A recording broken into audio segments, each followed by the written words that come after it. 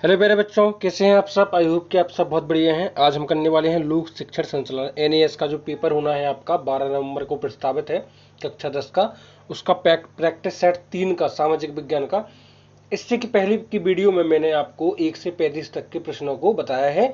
इस वीडियो में 35 से 70 तक की वीडियो को बताएंगे और आपका ये प्रैक्टिस सेट थर्ड जो है वो फिनिश हो जाएगा। ठीक है बच्चों, चलिए शुरू करते हैं। वीडियो को लाइक और चैनल सब्सक्राइब जरूर कर दें। ठीक है, तो बच्चों जो आपका एनएएस का जो बच्चों पेपर होना है वो इसी में से आएगा। इन्हीं क्वेश्चनों को आप अच्छे से रट के जाएं, सीख कर जाएं। ठीक है बच्चों, देखो 35वां क्वेश्चन आपसे कहा गया है, वीडियो को पॉज करके आप क्वेश्चन भी पढ़ते जाएं। 35वां आपसे क्वेश्चन कहा गया है, संघीय ढांचे के तहत निम्नलिखित में से कौन सी शक्ति भारत में केवल केंद्र सरकार के लिए आरक्षित है। तो इसका सही आंसर हो जाएगा 35 में का ऑप्शन नंबर सी। संवैधानिक संशोधन जो भी होते हैं वो सब केंद्र सरकार के अधीन में है। 36वां क्वेश्चन है, 1880 के बाद यूरोपीय देशों के द्वारा उपनिवेशवाद मुख्य रूप से डैश के कारण किया गया था। तो 36वें का सही आंसर हो जाएगा ऑप्शन नंबर बी, औद्योगिक क्रांति। ठीक है बच्चों, अगला है, निम्नलिखित भारत के जिलों में कौन सा एक अंतरराष्ट्रीय सीमा पर स्थित है। सही आंसर हो जाएगा option number A, Arunachal Pradesh Tawang अंतरराष्ट्रीय सीमा पर स्थित है। अब चलते हैं हम 38वें क्वेश्चन पर। 38वां क्वेश्चन आप आराम से पढ़ लें वीडियो को पॉज करके। 38वें का सही आंसर हो जाएगा आपका ऑप्शन नंबर बी, यानी बिक्री बढ़ने के लिए वस्तुओं की कीमत को कम करना ही इसका सही आंसर हो जाएगा। अगला आपको एक क्या दिख रही है, शाखा दिख रही है। ठीक है, विधायी शाखा की संरचना आपको दिख रही है। इसके आधार पर बताना है कांग्रेस द्वारा किए गए जाने वाले कार्य भारत में के समान है, किसके। तो इसका सही आंसर हो जाएगा 39वें का ऑप्शन नंबर बी जो है संसद, यही आपका सही आंसर हो जाएगा ऑप्शन नंबर बी। 40वां क्वेश्चन है, सरकार ने एक जोखिम भरे भूकंपीय क्षेत्र के परमाणु ऊर्जा संयंत्र बनाने का प्रस्ताव किया है। आपको बताना यह है कि कई पर्यावरण विशेषज्ञों ने इस संयंत्र के निर्माण की सुरक्षा पर सवाल उठाए हैं। ठीक है, इस मानचित्र के आधार पर ऊपर बताए गए संयंत्र की प्रस्तावित साइट है, कौन सी साइट है, मतलब किस जगह पर यह जो है प्रस्तावित है। तो 41वें का सही आंसर हो जाएगा जैतापुर। क्या हो जाएगा, जैतापुर।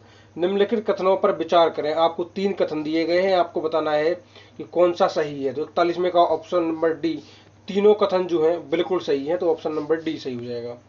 42वां है कि यदि एक अंतर्राष्ट्रीय क्रिकेट मैच भारत में सोमवार को 5 बजे प्रारंभ हो रहा है तो इसका सीधा प्रसारण लंदन में कब देखा जाएगा, मतलब लाइव लंदन में कितने बजे चलेगा। तो रविवार को 11 बजे, 11:30 बजे होंगे, जब अपने यहाँ 5 बजे होंगे। ठीक है बच्चों, अगला क्वेश्चन है आपका, निम्न में से कौन सा कथन सत्य है। तो 3 कथन दिए गए हैं आपको 43वें क्वेश्चन में, और तीनों कथन में से आपका 43वें का सही आंसर हो जाएगा ऑप्शन नंबर डी, कि तीनों कथन जो है बिल्कुल सही है आपके। ठीक है, 44 में कौन से कथन असत्य है, असत्य बताना है। तो बच्चों 4 कथन दिए गए हैं, 4 में से मैं आपको बताऊं, 44 में का सही आंसर है ऑप्शन नंबर ए, कि केवल ए जो है मतलब पहला जो है वो असत्य है, बाकी सब तीनों जो है बाकी सत्य हैं। ठीक है, वीडियो को पॉज करके आप इसको पढ़ते भी जाएं। 45वां क्वेश्चन है, निम्नलिखित में से कौन सा कथन सत्य है। 3 कथन दिए गए हैं, तीनों में से बताना है। तो 45 में का सही आंसर हो जाएगा ऑप्शन नंबर बी, 1 और 2, मतलब पहला और दूसरा कथन जो है सत्य है, बाकी जो दूसरा कथन है वो जो है वो असत्य है। ठीक है, ऑप्शन नंबर बी बिल्कुल सही हो जाएगा। अगला है, निम्नलिखित कथनों पर विचार करें। अब आपको एक कथन दिए गए हैं, 1 2 कथन दिए गए हैं, 2 में से बताना है कौन सा कथन जो है आपका सही है। तो इसका सही आंसर हो जाएगा 46वें का सही आंसर हो जाएगा ऑप्शन नंबर ए, केवल पहला कथन जो सही है, बाकी कोई भी नहीं है। निम्नलिखित में से किस राज्य को लॉर्ड डलहौजी द्वारा कुशासन के बहाने ब्रिटिश राज्य में मिला लिया गया। तो 47वें का सही आंसर हो जाएगा आपका ऑप्शन नंबर ए जो है अवध को मिला लिया गया। ठीक है, अगला है, रेगुलेटिंग एक्ट 1773 का मुख्य प्रावधान क्या था। तो मुख्य प्रावधान आपको 3 दिए गए हैं, नीचे दिए गए कोड में सही उत्तर चुने। तो बच्चों इसका सही आंसर हो जाएगा 48वें का ऑप्शन नंबर सी, कि पहला और दूसरा। ठीक है, पहला और दूसरा। अगला है 49वां क्वेश्चन है कि 15वीं शताब्दी में सर्वप्रथम भारत आने वाले व्यापारी थे। तो 15वीं शताब्दी में सबसे पहले कौन आए थे, पुर्तगाली जो है यहाँ पर आए थे, पुर्तगाल से। ठीक है, वास्को डी गामा भी पुर्तगाली था। ऐसा लोकतंत्र जहां जनता अपने प्रतिनिधि चुनकर भेजती है क्या कहलाता है। तो बच्चों ये आप जानते हैं कि ऐसा लोकतंत्र कहलाता है आपका क्या, ऑप्शन नंबर बी, अप्रत्यक्ष लोकतंत्र।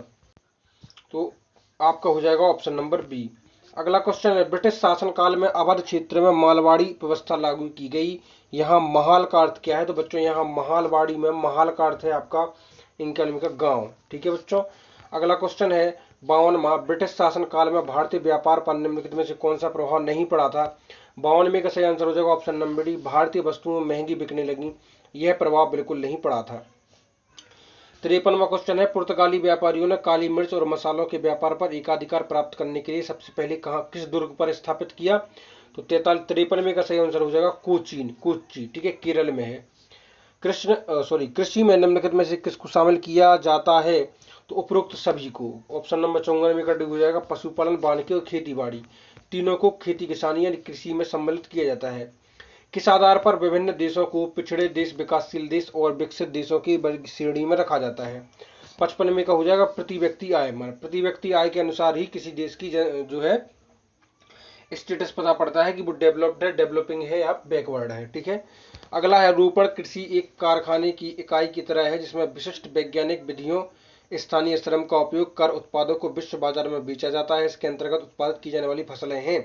56 का सही आंसर हो जाएगा ऑप्शन नंबर बी, चाय और रबड़। ठीक है।